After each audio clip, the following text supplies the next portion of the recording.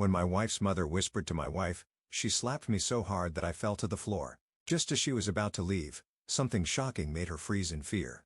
Then her voice trembled because, the moment my wife's hand connected with my face, the entire world shifted. I didn't see it coming. 1 second, we were sitting at the dinner table, the flow of conversation and clinking silverware filling the air. The next, my cheek exploded with a sharp, stinging pain as my head snapped to the side. My body followed, tilting dangerously before I lost balance and hit the floor with a dull thud. The impact sent a ringing sensation through my skull, my vision blurring at the edges. For a long second, I couldn't comprehend what had just happened. I lay there, my palms flat against the cool wooden floor. My breath stuck somewhere between my lungs and my throat. The taste of salt and iron lingered on my tongue. Whether from the slap or the shock, I wasn't sure. Then, I heard her voice. "How could you?" Claire's voice was sharp, raw with fury. I blinked up at her, confused. My mind raced, flipping through every possible offense I could have committed, but nothing made sense. We had been fine just moments ago. In fact, the dinner had been pleasant, or so I'd thought. My gaze flickered toward Lorraine, her mother, who sat stiffly at the other end of the table. Her lips were pursed, her expression unreadable. A moment ago, she had leaned in to whisper something into Claire's ear, her voice so low I couldn't make out the words, but whatever she had said, it had transformed my wife in an instant. Claire had been smiling. Now, her face was a storm of betrayal and fury. I pushed myself upright, still dazed. "Claire, what are you?" "Don't," she snapped, her voice quivering, her hands balled into fists at her sides, her entire body trembling. "Just don't." I could see it in her eyes. This wasn't a moment of fleeting anger. This was something deeper. Something that had cracked open a part of her that I wasn't sure I could fix. "What did I do?" I asked, keeping my voice steady. "Claire, talk to me." Her breathing was uneven. For a brief moment, hesitation flickered in her eyes, but it was gone as quickly as it had appeared. Instead, she turned away from me, grabbed her purse, and stormed toward the door. Panic flared in my chest. This wasn't normal. We had arguments like any couple, but Claire had never been violent. She had never lashed out like this, had never looked at me with such hatred. I scrambled to my feet. "Claire, wait." She ignored me. She was almost at the door when something strange happened. Her stride faltered. She came to an abrupt stop, her entire body rigid, her back straight as if someone had just whispered her name from the shadows. A thick silence settled over the room. I frowned. "Claire." She didn't answer. Her fingers twitched around the strap of her purse, and when she turned her head slightly, I saw something I hadn't expected. Fear. Not anger. Not betrayal. Pure, raw fear. Her shoulders lifted with a slow, shaky inhale. The anger she had worn so openly only moments ago had drained from her expression, replaced by something hollow, something unreadable. A cold weight pressed against my chest. What the hell was going on? I took a slow step toward her. "Claire." She flinched. I froze. My own wife was afraid of me. I had never hurt Claire. Not once, not even by accident. And yet, the way she recoiled, the way her breath hitched like she was standing in the presence of a monster, sent a sharp, slicing pain through me that had nothing to do with the slap. Lorraine stood up, her chair scraping against the floor. She moved with eerie calm, her expression composed. "Come, Claire," she said, her voice gentle, almost soothing. "You don't have to stay here." She reached for Claire's arm, and for a second, I thought my wife would follow her without hesitation. But Claire didn't move. She just stood there, still staring at the door, her knuckles turning white around the strap of her purse. Something was wrong. Something was very, very wrong. I wanted to demand answers. I wanted to shake Claire, to force her to tell me what the hell was happening, why she had struck me, why she suddenly looked like she had seen a ghost. But I knew pushing her right now wouldn't help. Instead, I swallowed the lump in my throat and forced my voice to remain steady. "Claire, whatever this is, we can talk about it." She didn't respond. Lorraine's lips curved into something that wasn't quite a smile. It was too tight, too forced. She squeezed Claire's arm gently. "You don't owe him anything, darling. Let's go." Claire finally turned. Her gaze met mine, and for a moment, it felt like she wanted to say something. Something important. But then, she swallowed thickly, her expression closing off. She nodded at her mother. And without another word, she walked out the door. I stood there, rooted in place, my heart hammering in my chest. The cold air from outside seeped into the house as the door swung shut behind them. Silence. The only sound was my own ragged breathing. I ran a hand down my face, wincing as my fingers brushed over the sore spot on my cheek. I still didn't know what I had done, but I knew one thing for sure. That slap had changed everything. I never imagined my marriage would come to this.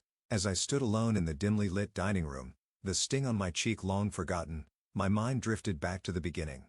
The days when Claire and I were inseparable, when love was simple, untainted by whispers, lies, or betrayal. I met Claire on a rainy afternoon at Rivertown Cafe. I remember that day vividly, as if it were carved into my memory. The cafe had been packed, the scent of freshly ground coffee beans and warm pastries lingering in the air. I had barely managed to squeeze through the crowd when I made the fatal mistake of trying to balance a large cappuccino, my laptop bag, and a book under my arm. The result? Disaster. I tripped on the leg of a chair, sending my coffee flying and straight onto the table of an unsuspecting woman. Papers went everywhere, brown liquid soaking through neatly written notes. My heart stopped as I looked up, expecting outrage, maybe even curses thrown in my direction. Instead, I found Claire. She blinked at the mess before slowly lifting her gaze to meet mine. A smile tugged at the corners of her lips, and then, to my absolute shock, she laughed.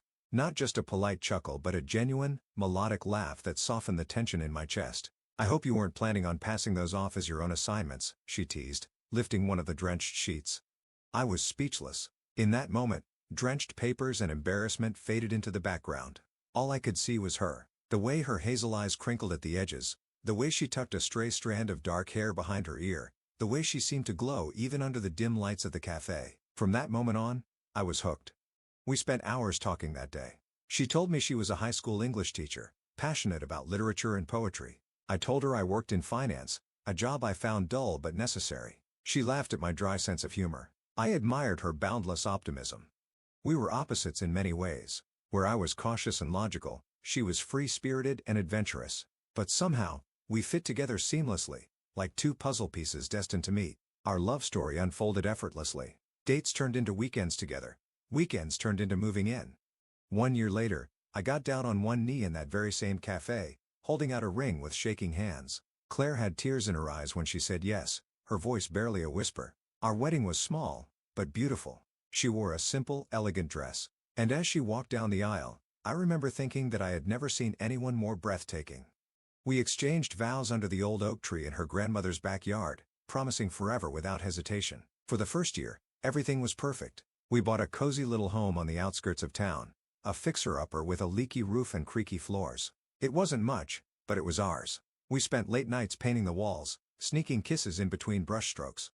We talked about the future, kids, family vacations, growing old together. Then, Lorraine moved in. Just for a while, Claire had said. She's struggling after the divorce. At first, I agreed. I understood Claire's desire to help her mother. Lorraine had always been a sharp, opinionated woman, but I never thought she would become a problem. I assumed she'd stay for a few months, get back on her feet, and leave. But she never left. Slowly, things started to change. At first, it was small, subtle comments, passive-aggressive remarks. Lorraine never said anything outright, but I could feel her disapproval in the way she looked at me, the way she sighed whenever I entered the room. "You're lucky Claire settled," she once muttered when she thought I wasn't listening. She could have done so much better. I tried to ignore it, to brush off her remarks as the bitterness of a woman who had lost everything in a nasty divorce. But Claire started changing too. She used to be warm, affectionate. Now, she was guarded, distant. I'd come home from work, excited to tell her about my day, only to find her sitting with Lorraine, whispering. If I asked what they were talking about, Claire would glance at me, her expression unreadable. "Nothing important," she'd say, but I knew that wasn't true. The worst part was that I couldn't pinpoint the exact moment Claire stopped seeing me as her husband and started seeing me as someone else. Someone untrustworthy. Someone she questioned. Lorraine had poisoned her against me, drop by drop, day by day, until the Claire I knew was barely recognizable. I could feel myself losing her, but I didn't know how to stop it. The moment at the dinner table, the slap, the rage in her eyes, was just the final confirmation of something I had feared for months. She wasn't mine anymore. Not entirely. And the worst part? I still didn't know what Lorraine had said to make her snap like that. As I stood in our empty dining room, staring at the overturned chair from where I had fallen, a crushing sense of helplessness settled over me. My wife, the woman I had built a life with, had looked at me as if I were a stranger. I needed to find out why. I pulled out my phone and stared at the screen. Who could I talk to? Who would believe me? Marcus, my best friend since college. The only person who had seen my relationship with Claire from the beginning, who had stood by my side through thick and thin. He had never liked Lorraine, always warning me to be careful around her. Maybe he had seen something I hadn't. I pressed his name and brought the phone to my ear. It rang twice before he picked up. "Hey man, what's up?" His voice was casual, but I could hear the underlying concern. I never called him this late unless something was wrong. I exhaled slowly. "Claire hit me." There was a long pause. "Then what?" "She slapped me. Out of nowhere. We were at dinner, and her mom whispered something to her. And the next thing I know, I'm on the floor." Marcus cursed under his breath. "What did she say to her?" "I don't know," I admitted, "but whatever it was bad." Claire looked different, like she was afraid of me. A long silence stretched between us before Marcus finally spoke. "You know what I've always said about Lorraine?" I swallowed. "Yeah. She's playing a long game," Marcus muttered. "And she's winning." I clenched my jaw. I couldn't let this be the end of my marriage. I needed answers. I needed the truth. And I had a sinking feeling that whatever Lorraine had told Claire, whatever lie she had planted, was just the beginning of a nightmare I wasn't prepared for. I sat in silence, the sting of Claire's slap, nothing compared to the growing ache in my chest. My hands rested on the table, fingers curled into fists as I stared at the empty space where my wife had been moments ago. My mind raced, replaying the last few minutes over and over, searching for an answer, any answer that could explain what had just happened. Claire had never hit me before, not once, not even in the heat of an argument.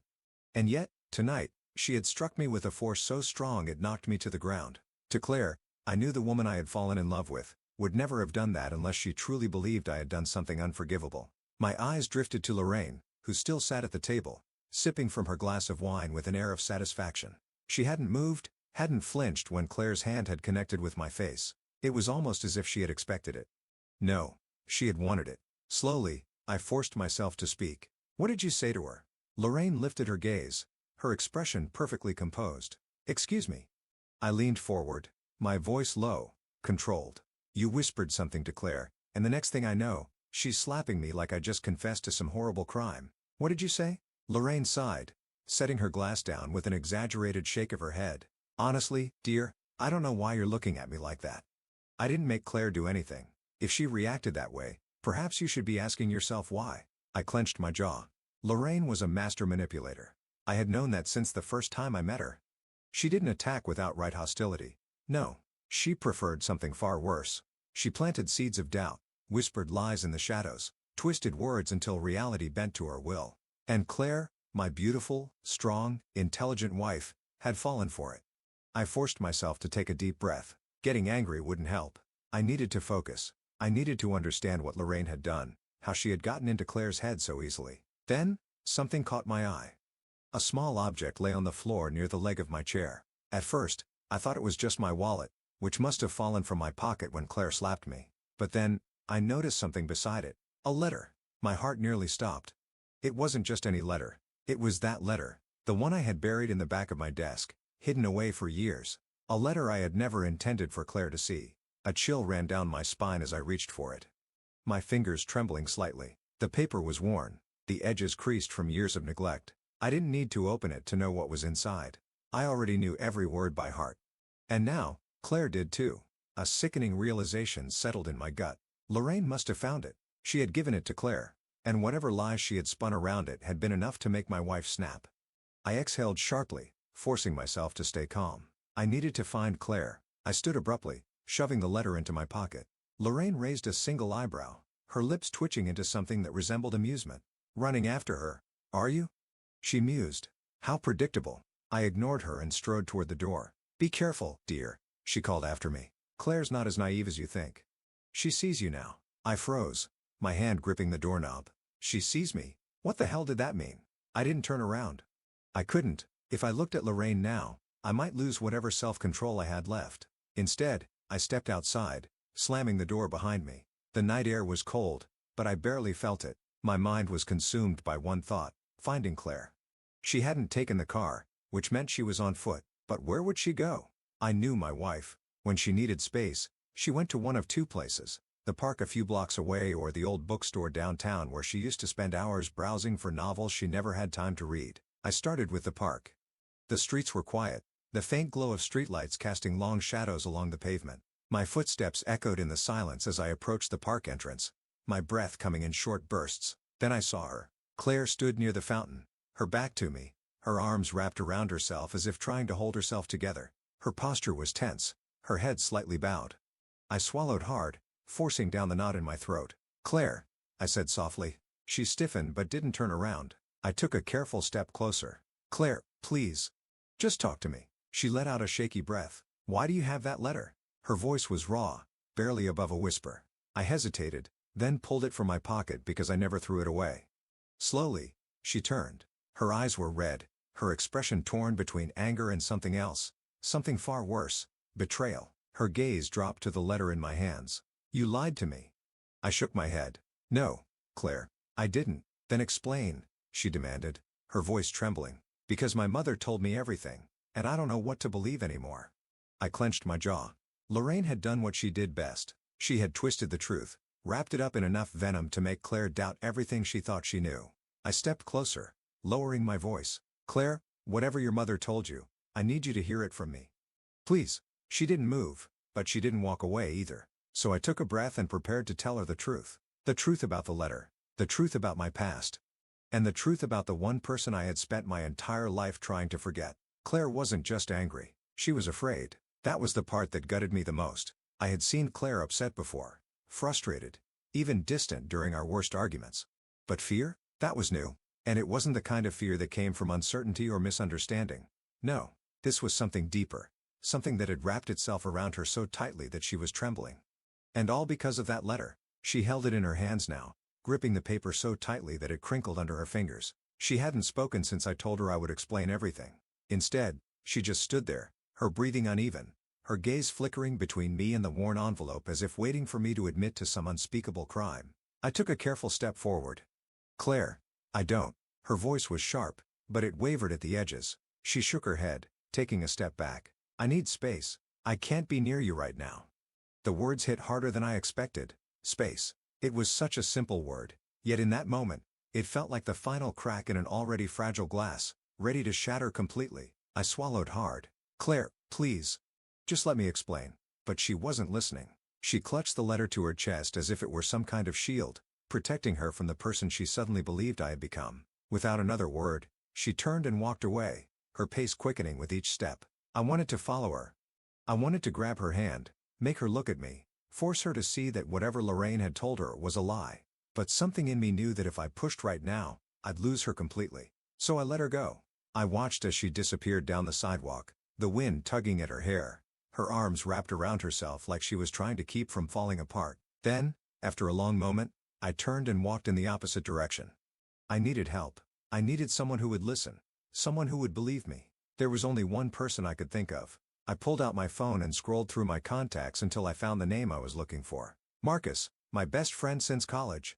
The one person who had never trusted Lorraine from the start. I hit the call button and brought the phone to my ear. It rang once, twice. Then, yo, what's up, man? Marcus's voice was casual, but I could hear the underlying concern. I never called him this late unless something was wrong. I exhaled sharply. I need to talk. There was a pause. That bad? Worse. Another pause. Then, come over. Marcus lived about 10 minutes away, and I barely registered the drive. My hands gripped the steering wheel tightly, my thoughts racing in 100 different directions. By the time I pulled into his driveway, my pulse was pounding in my ears. The porch light flicked on as I stepped out of the car, and a second later, the front door swung open. Marcus stood in the doorway, wearing an old t-shirt and sweatpants, his expression serious. All right, he said, stepping aside to let me in. Tell me everything. I didn't even wait for him to close the door before I started talking. She hit me, I said, my voice hollow. Claire, she slapped me out of nowhere. Marcus's eyebrows shot up. Wait, what? I ran a hand through my hair, pacing the length of his living room. We were at dinner. Everything was fine. And then Lorraine leaned in, whispered something to her. And the next thing I know, she's looking at me like I'm the worst person in the world. And then, I let out a bitter laugh, shaking my head. She just lost it. Marcus let out a low whistle. What did Lorraine say? I stopped pacing. I don't know. Marcus folded his arms. Okay, but Claire has never been the type to just react like that. What triggered her? I hesitated, then pulled the crumpled letter from my pocket and held it out. Marcus took it, frowning as he unfolded the paper. His eyes scanned the words, his expression shifting from confusion to realization. Damn, he muttered. This is from I cut in. Him. Marcus exhaled slowly, rubbing the back of his neck. And Claire saw this. She didn't just see it, I said. Lorraine gave it to her. She must have found it in the house and spun it into something worse. And now Claire thinks I've been hiding some huge secret from her.